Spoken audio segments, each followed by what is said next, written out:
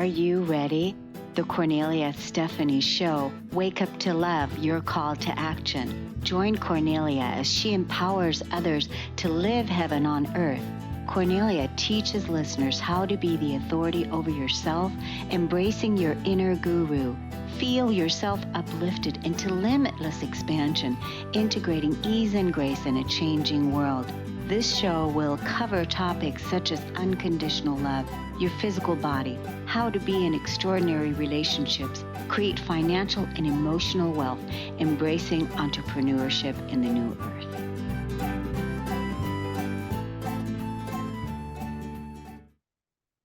Hello, everyone. Welcome to the Kornelia Stephanie Show. It's an honor and a pleasure to be with you today. It's Friday, and we have our series of Hope guests here in the house. My first guest today is Laura Moseley. This woman, when I read her bio, of course, we vet everyone that we bring on, but right away I knew she had a lot on her plate and has a lot going on. She's a single mother of 3 and a grandmother of 1, as well as a domestic violence, sexual violence survivor of over 23 plus years of abuse. She works for a federal social service organization by day and is a certified domestic violence advocate in the rest of her spare time. She's a writer, she's a blogger, she's a future podcaster, an activist, and public speaker. She loves getting her story out there to help show victims and survivors that there's hope and that it is so much better than ever imagined while in active abuse. Laura Moseley, welcome to the show. Well, thank you for having me. I really, really appreciate your time. Oh my gosh, I appreciate you for coming on and for doing the work that you're doing to help others rise into non-traumatic relationships, right? And raise children that are not raised in traumatic environments. Exactly. I had no idea how calm and peaceful things could be once I got out of abuse. So absolutely, I want that for everyone. Right? I mean, that's really what it's about. It's about the children, that the world that we've created and what we're currently living in, we're having to heal and release the trauma from the past. And so you're doing that. And it's got to be hard for you with the work that you're doing in the federal social services, seeing that domestic violence and sexual violence still take place on a regular basis every day. Absolutely. Because a lot of people just, when they think domestic violence, they think intimate partner violence. I mean, that's child abuse, also elder abuse, things of that nature. So, yes, unfortunately, I see that every day. And I have to ask these people, questions to make sure that they're safe, even though I'm trying to help them with what they currently called for. So, How do you deal with that yourself personally? Because it's heavy, isn't it? mhm. It is, and it makes me feel anxious for them, but I also want to help them, point them in the right direction because, I've had so many different people kind of point me in the different directions that I needed to go when I was getting out of abuse. So if I can be a stepping stone for that, I'm all for that. Yeah, that's so great. So how do you find the time, to do what it is that you're doing? Because you're working a full-time job, right? I am. And you're also being a speaker and a blogger, and you're getting your message out there. So how do you find the time, spare time in your spare time to do that? I don't sleep, actually. I do a little bit, but I do just the nice thing about blogging is I can write anywhere and at any time. I can write ahead if I want to. And I just get inspired at 2 a.m. and wake up and blog about something. So that's nice because my former abuser would not let me write at all. And that's one of my favorite things in the world to do. Speaking, I just fit it in here and there, and I try to do it as much as I can because I enjoy it so much. But I talk to people all day long, being a customer service and social services, so I don't mind talking to people. I like giving people resources. We're not born knowing this stuff, and if we can help one another, we definitely need to do more of that. Yeah, so getting your message out there, getting your voice out there. uh, is really also a passion of yours. What you want to do, you want to get that message out there. And then what do you what's the vision for that happening more and more? Uh, I want to be able to help more people. I want people to understand what an epidemic domestic violence really is. I thought when I was actively in it, I was all by myself or I was just one of a few. And this is just going on so much. People are dying and other people aren't realizing it. And I think they're just thinking, oh, it's just intimate partner violence. No, there's children being abused, there's elderly people being abused. And it's not just intimate partner, and intimate partner looks different nowadays. It can be man and woman, or so on and so forth. And law enforcement officers, especially, really have the traditional sense of it's the man beating up on the woman, and that's not always the case. It can be a woman beating on a man, Right. and men are less likely to contact law enforcement. They don't want to be viewed as weak, and that is not a weakness. It's a bully or an aggressor and a victim. And that's what law enforcement needs to keep in mind. And that's one of my things that I'd like to pursue is training for that. That doesn't look what like a streetcar named Desire anymore. It doesn't look like that. It's so much more than that. And people need to know that and they need to be understanding and kind about that and help people as much as they can because this is such an epidemic, I can't even relate how bad it is. And again, people are dying, so Yeah. we need to stop that immediately. We do. We do need to stop it. Thank you for doing the work that you're doing and putting your voice to it because it needs to be heard. It needs to be said that we don't stand for this anymore. And these are the things that what it is that we can do about it. Like you said, you have the resources and you have resources, but more needs to be made available to you and through all of this. So why do you do what you do? I survived over 23 years of domestic and sexual abuse. That was probably more horrific than I think my mind lets me think about most days, but it's so nice to be able to go where I want to go, do what I want to do. Just simple things like writing. He wouldn't let me write because, when I did, I got kudos and I had people talking to me and asking me to do more. And he didn't like that. He wanted to keep me shut away. And that's one of the things. Abusers don't want their victims to have resources because the more that you know, the more likely you're going to get away. So that's why I do what I do. I not only was it just myself, I mean, he abused our children too, and that's not okay. They don't deserve that. I don't want to perpetuate abuse. I don't want them to either be abusers or accept it. So far, so good. But I don't want. I want to break that right now, that dynamic. I don't want that passed on to my grandson. Yeah.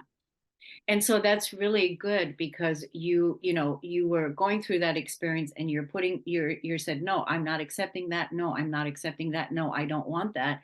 And now you are embodying that energy and those values and principles. And now you're sitting with people and being with people that, uh, that are experiencing what you've experienced before, different in different ways. But the fact that they also can say, uh, I don't want that. I don't want that. I don't want that. Right. But a lot of times, they need the lifeline that someone like you, Absolutely. right? They need that lifeline. They need that somebody that has that belief to remind them that that this is not normal. Isn't that Right. fine? It is it yes, and that they need the reassurance that they're not crazy because abusers are very excellent at making you feel like you're losing your mind. No, as somebody that's been through it, I understand what they're going through. I understand the mixed emotions. Understand the guilt and the shame associated with all of it because nobody wants to be a victim. I mean, there are always people that play the victim, but I kept it bottled up. What you saw from, in the public eye, you wouldn't have suspected. I had so many people say, "Oh, I had no idea." Well, that's exactly right. I didn't want you to have any idea. It was horrible. But I understand, and I'm not going to judge somebody, enough's enough. Nobody has the right to bully anyone else. Yeah. So, Yeah, that's a beautiful voice. Let's tell the audience where they can look up your where they can find you posting your blogs or on social media. okay. I named my blog the DV Walking Wounded, DV as in domestic violence. A lot of times, Walking Wounded is associated with our veterans, and I don't want to take anything away from them, but it is very much like fighting a battle behind closed doors. So I named it the DV Walking Wounded, and that's how you can find me on Facebook. My blog is called dvwalkingwounded.me. I picked the .me because it happened to me, and I want other people to go, "Oh wow, me too. Right. Let me take a look at this." We list a lot of mental health resources in there, resources. I have Friday Freedom resources that I try to, put out there for people trying to reestablish. And it's not just for people in active abuse, it's for people that you have survived it and are trying to start over. It's for people that support victims and survivors.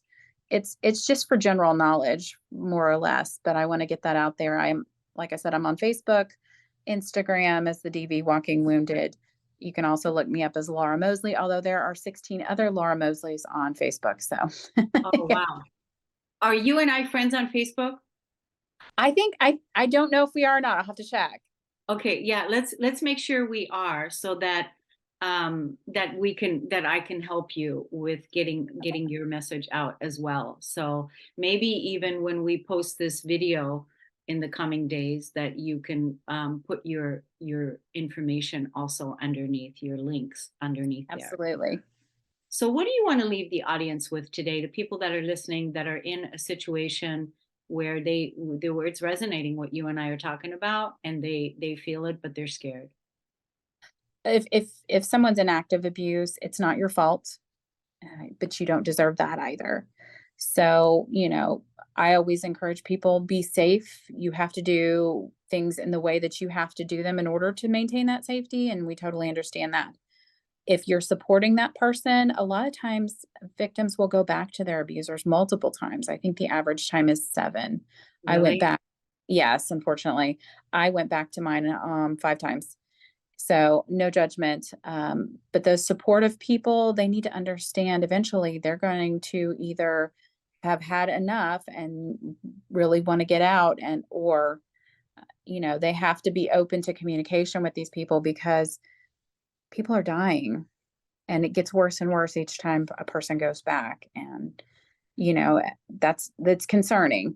So we definitely need to be patient. I know other people's the support victims get frustrated and just stop all communication, and that's really not. You just have to be a little more understanding. It takes some time and it takes effort and willpower to do that. So just trying to get that message out there, make it more mainstream so it's not, such a stigma associated with it. Thank you so much, Laura Moseley. I just want to tell you that the cover of your book, I saw it, People Are Dying.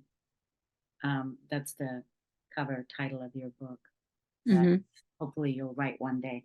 But thank you so much for the work that you're doing. Thank you for coming on the show. And we're going to take a break on the Kornelia Stephanie Show. We'll be right back.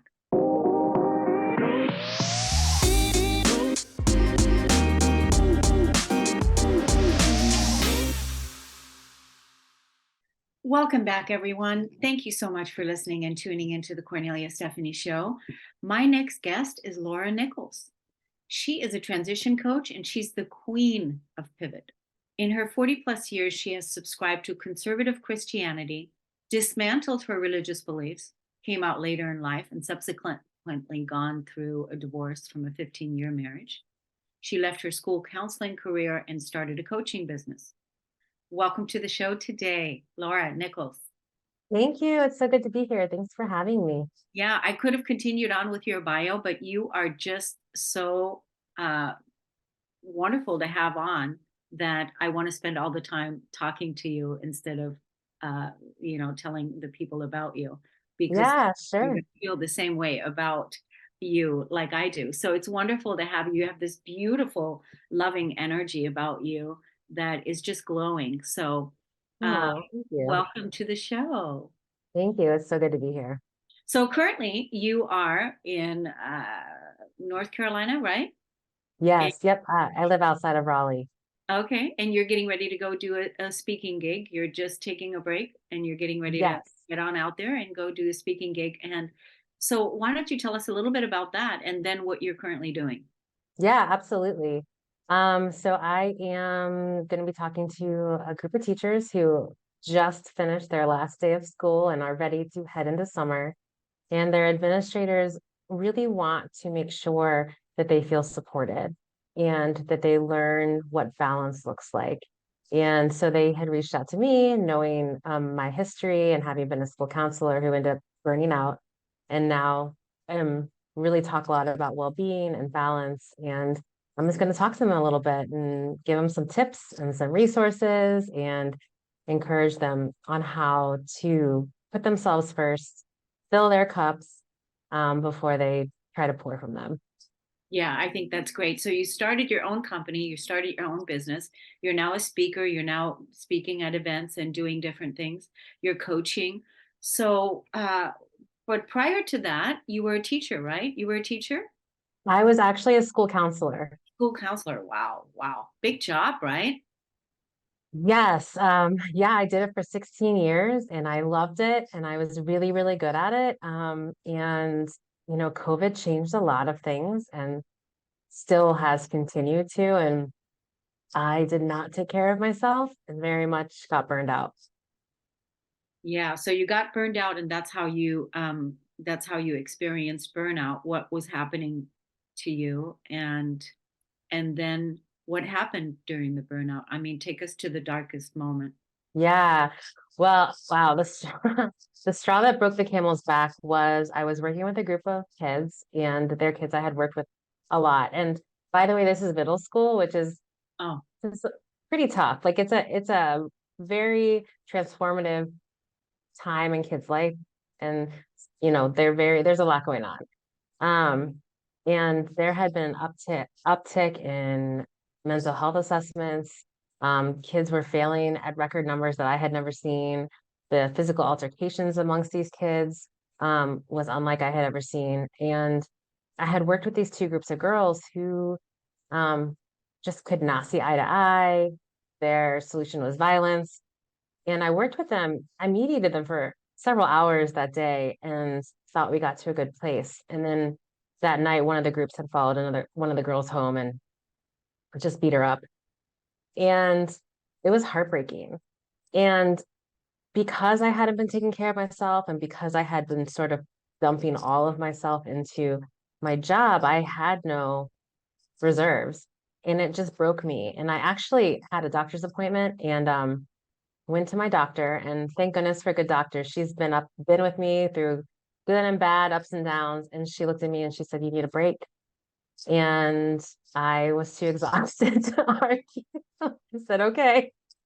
And she filled out the paperwork for some leave, and I drove back to school and turned it into my principal and didn't know when and if I was going to come back. Um, and that first month I slept. Now, besides being a mom, because obviously I had mom duties, but besides that, I really just slept, not even having realized that I was so burnt out. Um, and so I feel like a lot of people may not realize when they get to that place. And so I kind of have it as part of my mission to like talk about that and how to make sure you're taking care of yourself. And I know I'm not alone. I know the pandemic really gave a lot of people like put them in the position where they are burnt out or they're just something changed, something's not quite right. But I also feel like educators really took more of the burden than they should have with that burnout and lack of energy and just all of the demands on them have just risen exponentially. wow. Wow, I totally can feel everything that you're saying, and I can see how, the kids they would love you. They loved you being there, being their counselor, and just how open and how approachable you are. I feel Mm, connecting with you, so that's really great. Um, and that you listened. I can relate to the sleeping for a month. It's like, my God, you took on so much. There was so much to uh, process and sleep away and heal from. And now you created this company, and from all of that. So what happened when after you started healing, and then did you then give notice all of a sudden one day, or? So I thought I was going to get my therapy license, because when you're a school counselor, you get a master's degree and you may or may not get your therapy license right then, and I didn't. So I was going to go that route knowing that there were major mental health needs and I'd be able to help in that way. And then as I started to do research, I talked to some therapists who were turning to coaching, and I was asking them why. And anyway, I chose ultimately to look at coaching.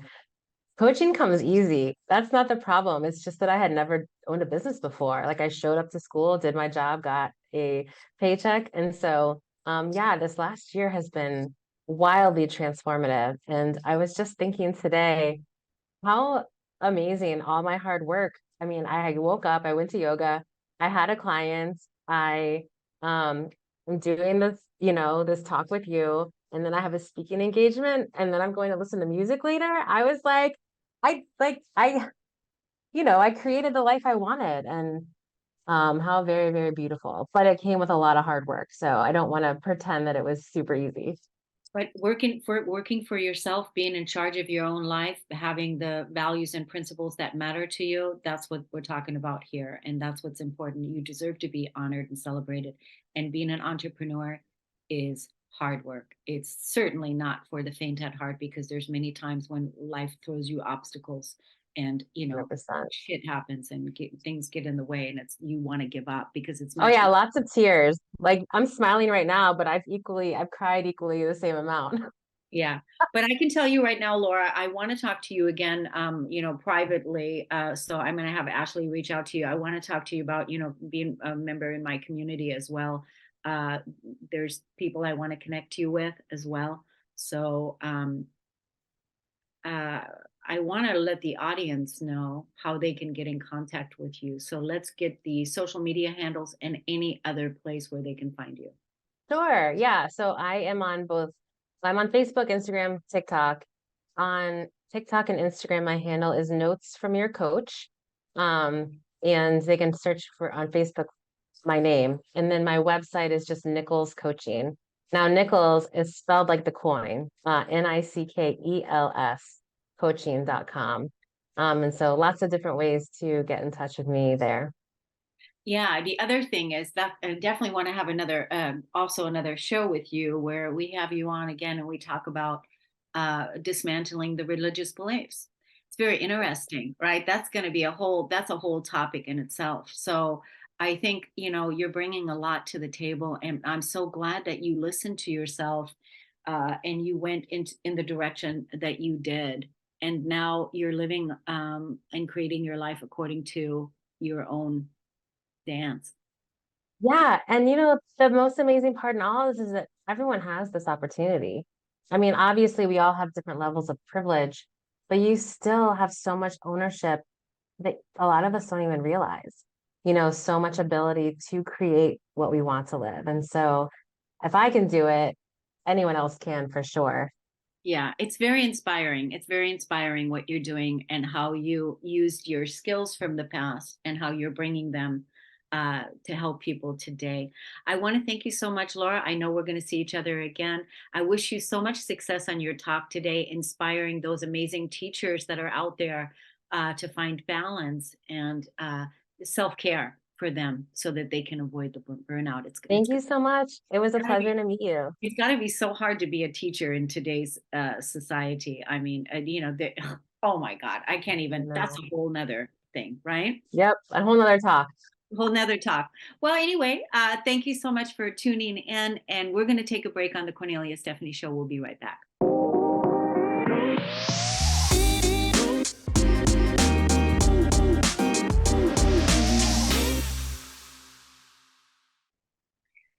Welcome back, everyone. I just get so inspired by these people that I'm bringing on this show. It just moves me so much to hear the adversity that people can overcome and the challenges that we have to rise into our highest expression and, deal with some of the darkest challenges, some of the toughest times. My next guest, she knows firsthand what that's like. Nicole Tuxbury, and she's here at 21 years old. uh, at 21, and she was in deep pain. She found out that she had the back of an 80-year-old and her whole life changed. During this transition, she overcame depression and found the courage to write her book. And from that, her podcast and eventually her coaching business was born. So that was over a decade ago. Nicole is a mindset and business coach today who helps online business owners leverage their knowledge and story to create profitable systems for their businesses. Welcome to the show today, Nicole. Hi, thank you so much for having me. It's a pleasure to be here. Oh my gosh, it's wonderful to have you here. I always love hearing stories like yours right away. I'm moved by what happened to you. So take us back to that time when you were a 20-year-old and you found out you had the back of an 80-year-old. Tell us about that. So, yes, I went to the doctor and I was a server, and I found out that I had hurt my back to the point that it was basically like an 80-year-old. So I had so much damage going on. And that stemmed from an accident that I had when I was like 8 or 9 years old. So I've been living with this pain my whole life. This is all I know. This is all I had known. Um, and uh, really where I had learned the lesson of overcoming that was I had lost I had a miscarriage in my first pregnancy. And I reached a point where I had to decide, was I going to live or was I going to die with her? And I chose to live. And so I had to learn how to practice gratitude. Had to learn to implement my success habits. And so when I got this news about my back, I had to learn to use what I've got to start from, where I was. And I started working out like an 80-year-old, if that's what I needed to do. And I have strengthened my back over the last 10 years where I can dance again. I go bike riding. I can walk like 39,000 steps is my record right now. And so it's just been a journey of overcoming. That's actually the name of my book that's coming out soon, Overcome Yourself. Yes. And so it is that just a journey of overcoming and finding happiness, finding joy despite the circumstances, because I had to do that. I had no choice. Yeah, and I do love that. I do love the overcome yourself. Thank That's that's a t-shirt, that's your brand. you. That is really, really awesome. So that's your book. So it's also hard to write a book, to write the book, to complete the book, to finish the book. Now you're going to be in the book selling business, because that's also part of that. And so when is that book going to be available? Soon, it is currently with my editor for the final edits. So we will be rolling that out in the next few weeks, months. We'll be having a huge campaign. And so, yeah, stay tuned. I do have a list available if anyone's interested. So you can get in touch with me about that if you'd like to read my book. And I can let you know more info.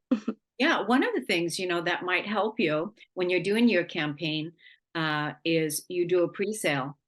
So Yes. that basically, people can, you have the link, people can go and purchase the book before it's even made available. That's what I did.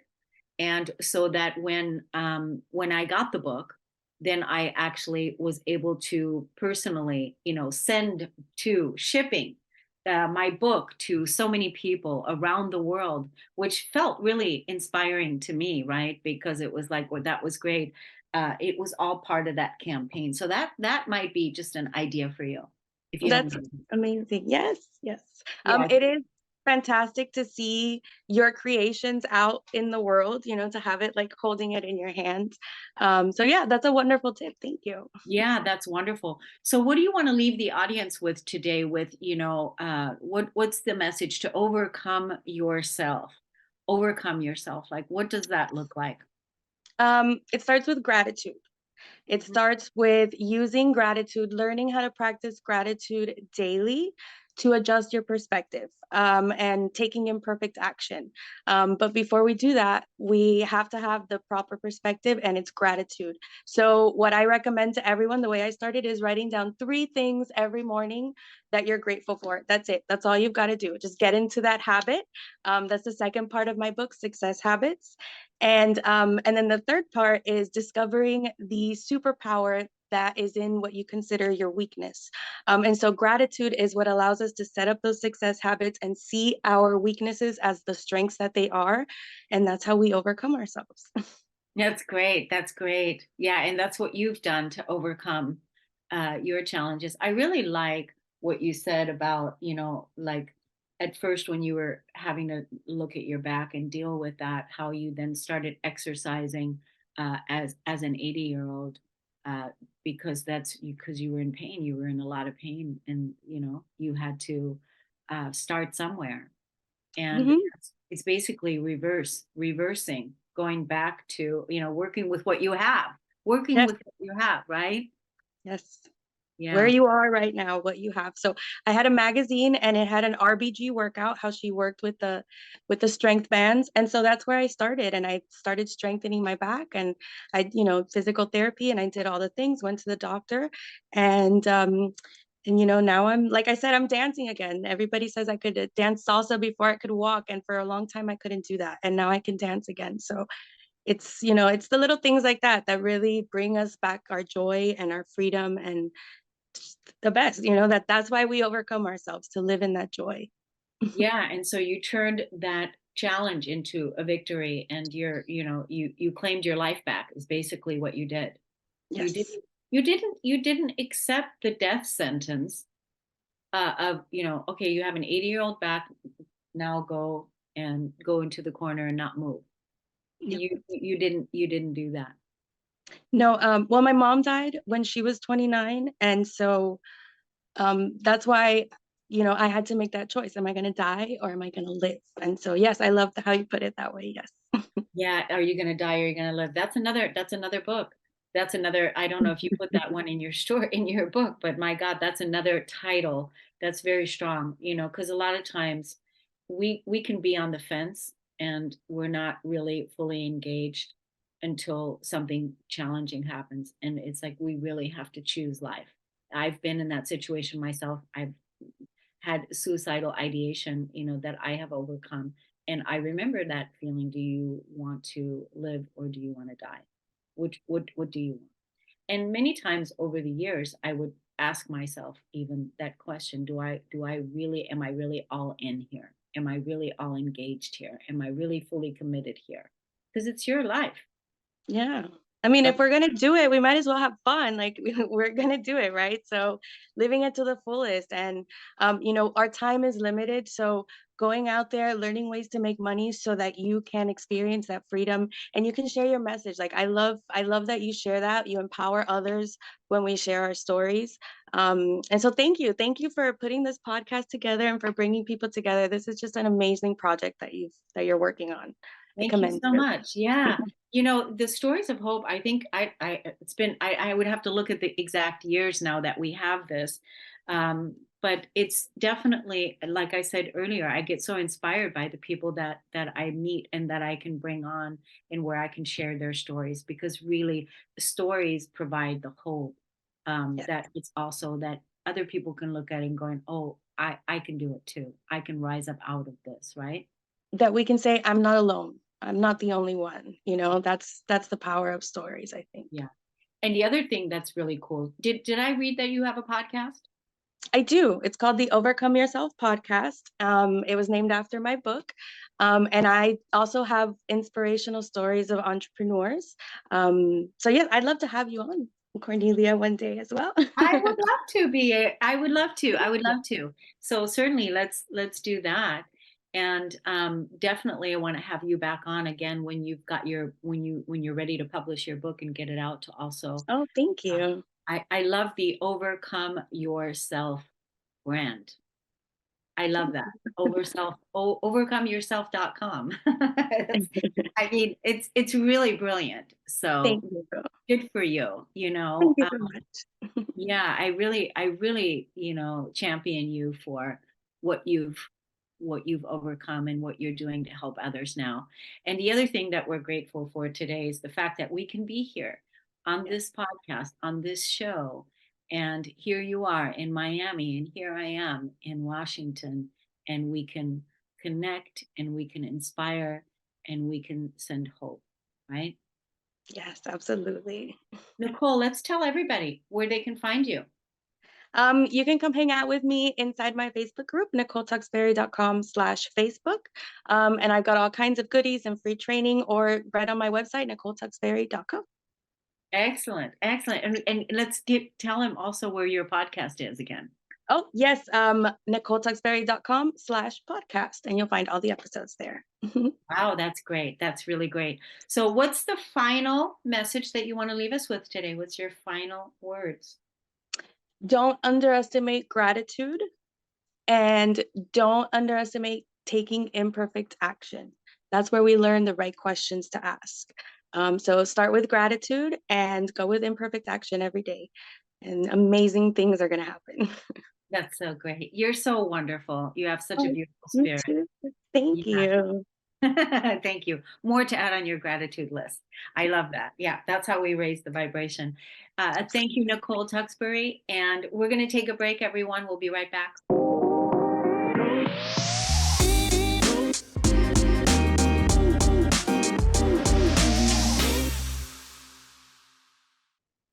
Suzanne Goulden has been a minimalist since 2018. So it's 2023. That is almost, what is it, 3 years? It's 3 years ago. While recovering from non-functioning burnout, so she was a burnout as well, Suzanne had to evaluate her priorities and learn to make an intentional lifestyle choices. Through her blog and social media, her goal is to inspire people, like all of us here, to live a simpler life and feel the stress fall away. And we want that for all of humanity, to live a simpler life and let the stress fall away. Suzanne Goulden, welcome to the show. Thank you for having me. Great to have you here.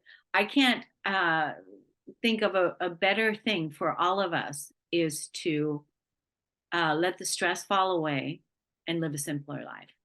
Yes. Yes. Huge lesson. Yeah. So, you experienced burnout. And because of that burnout, you became a minimalist? I was already a minimalist, actually. My burnout kind of came through several kind of personal situations after that. But my minimalist experience kind of started about 5 years ago. There was a documentary on Netflix called The Minimalists. And I'm not too sure if I saw a trailer or what it was about it that kind of caught my attention. And but I was, really wanted to watch this show. And within about 10 minutes, I was all in. It was singing every tune that it just was magic. So after that, I spent about 3 years doing it with my friends just for fun, doing several different decluttering challenges and whatnot. And you don't realize until you're doing it the stress release that comes from a decluttered area in your home, watching stuff leave your house that you don't need, someone else can use instead. Probably one of my biggest magic moments was my books. And I kind of love talking about books because it's such a controversial thing. People love their books, right? And I was one of those people. I loved my books. I was a published author. I worked with a publisher. I was part of a writing community. Books was, somebody said, hey, you need to read this. I bought the book. I had more books that were unread, like we all do, right? Everybody buys books, buys them faster than you can read them. So I decided, you know what, I'm going to look at my bookshelf. And one of the things that we tend to do is we look at, say, books or any collection, as a collection. A collection. But when you break that collection down into its individual parts, that's when you start to see that it's not one thing. It is the multitude of however many of those things that you have that make up that collection. So I started going through my books and asking myself, am I ever going to read this? Have I read this? Did I like it? And the whole, gamut of questions. And I actually very easily started to let books go. Like, I've tried to read this book. I couldn't get into it. Why is it still on my shelf? I read this book. I'm not going to read it again. Someone else could read it. Why is it on my shelf? Right? And the list goes on and on and on. I got easily rid of more than half my books. And I know some people are like, did you really do that? Yeah. And what I didn't expect, and my big learning experience here, was how much guilt disappeared and went out the door with those books. Because when you're looking at something, you add the word should to it. I should be reading that. I bought it. I spent money on it. You've attached your money to it. Somebody recommended it to you, so it must be good. You should read it. You should make the time to read it, and on, right? And when I got rid of all the books that had the excuses attached to them and only kept the books that either I really did love and will read again, or that I didn't read yet, but really had true intentions that I will read, those are the only two styles of books that I kept. Everything else went. I no longer had any guilt when I looked at my bookshelf, and I didn't even know the guilt was there to begin with, right? It was kind of this huge light bulb moment for me. And so that was one of my major pulls into buying in. I had already bought into minimalism, but that was my 100% of that true understanding where that switch flips and you get it. And now it's pretty much just becomes part of your lifestyle. You just want to feel that everywhere. Brilliant. Brilliant, brilliant, brilliant. That's all I have to say. I totally felt everything you said. And this is so good. This is so good.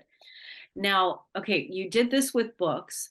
So we do it with other things as well, right? Exactly. You can apply this to any collection or any of your belongings at all, right? I mean, if you want to talk, lots of people have clothing shopping habits, right? And something's on sale or it's shopping therapy, however you want to. If you've got something in your closet that still has the tags on it and you bought it 2 years ago, you're probably not going to wear it. For myself, I'm not a clothing shopper in that way, but I certainly have clothes that I don't wear, that I think I'm going to wear, whatever.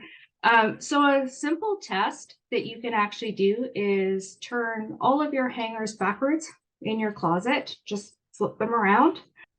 And when you wear the item, then you hang the hanger the proper way, right?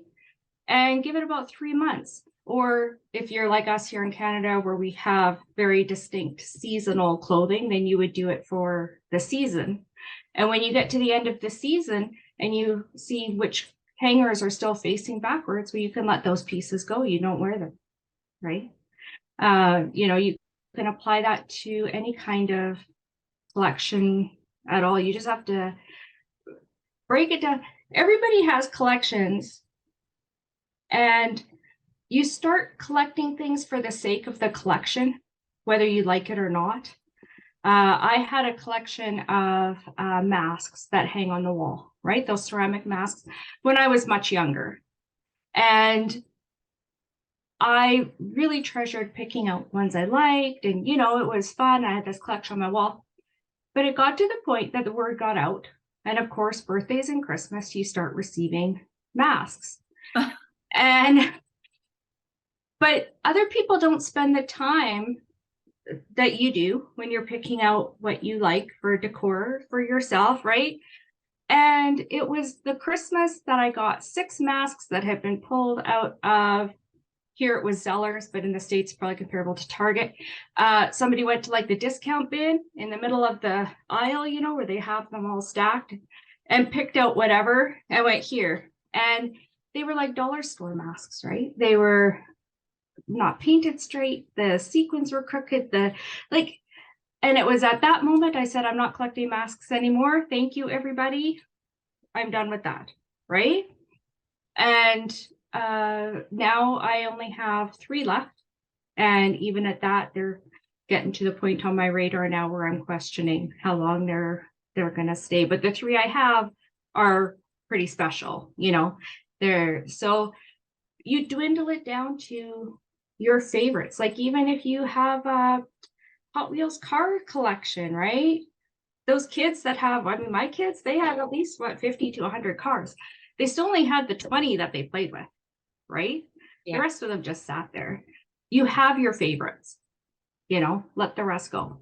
Yeah, this is so good. This is so good what you're talking about, that so many people, I hope, are going to be inspired by this. We only have a few minutes left. Yeah. I wanted to talk about how it's going to make your life better, how your body's going to feel better when you start letting go. Can you give me some dialogue in 1 minute around that? I'll do my best. When you walk into a space that's clean and decluttered, it never gets old. So if your front entrance to your home is decluttered, minimized down to just what you need, just what you love, either you love it or it serves a purpose, that's it. Every time you open that door, you sigh. And it's so nice to come home. If you're driving home and you're like, oh gosh, the house is so cluttered, blah, blah, blah, you know, it's stressful to walk into your house. Whereas if you can walk into a decluttered space, it is refreshing every time. It never gets old. That is the thing that I have learned that actually kind of surprised me, is it's not that you don't get used to it. It's just always fabulous. And it's very uplifting. So do you work with people online? I do, yeah. I do video calls. Either I do 1-hour sessions. I also do 15-minute booster chats for people. Sometimes they just need that little bit of motivation. They don't want an hour long, you know, hey, I just have this little, where do I start? I just want to know where to start. Yeah, I set that up. I definitely want to have you on the show again where we can talk a little bit longer, because I wanted to, you know, go into some more of the meat of it, because I think there's so much to it. There's a lot to it. There's a lot to it. I definitely want to have you come back. I also want to talk to you about being a part of my community. But let's tell the audience where they can find out more about you on social media and where they can look you up. Sure. Yeah. I'm most active on my blog at my website, SuzanneGoulden.com. So that's SuzanneGoulden.com. And then I'm also on Instagram, Facebook, YouTube. And that my handle there is Suzanne Goulden ILC, which is for Intentional Living Consultant. That's awesome. Thank you so much for coming on and inspiring us today to lighten the load, let the stress fall away, and just, you know, live your best life. That's what you came here to inspire us with. Thank you for the work that you're doing. I think it's so needed. I'm definitely going to share this particular video to just a few people that I currently know that are experiencing issues with this. So that's great. Thank you. I really appreciate that. And I love being here today. Thank you so much. Thanks everybody for listening and tuning in. I wish you all the best, and we'll see you again next week. See you. Ciao. Bye-bye, everyone. You've been listening to the Kornelia Stephanie Show, Wake Up to Love, your call to action. Tune in each week on Transformation Talk Radio. Kornelia's joy is to engage others in practical ways, showing us how to live in the new earth in harmony with our true nature. For more information on Kornelia and her extraordinary work, or to listen to past shows, go to her website at KorneliaStephanie.com.